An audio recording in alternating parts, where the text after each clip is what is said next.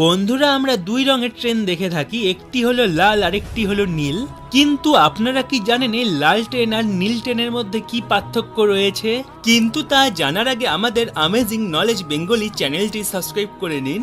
আর আমাদের amazing knowledge Bengali চ্যানেলের video audio অন্য অনেক নকল চ্যানেলেই ব্যবহার করা হয়, তাই আপনারা আমাদের আসল চ্যানেলটি সাবস্ক্রাইব করবেন আর পাশে থাকবেন। অনেক মানুষ মনে করে এই দুটো ট্রেনের মধ্যে শুধুমাত্র রঙেরই পার্থক্য রয়েছে, কিন্তু এটা একদমই ভুল।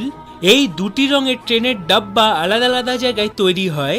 লাল ট্রেনের ডাব্বা তৈরি হয় পাঞ্জাবে আর নীল রঙের ট্রেনের ডাব্বা তৈরি হয় চেন্নাইয়ে।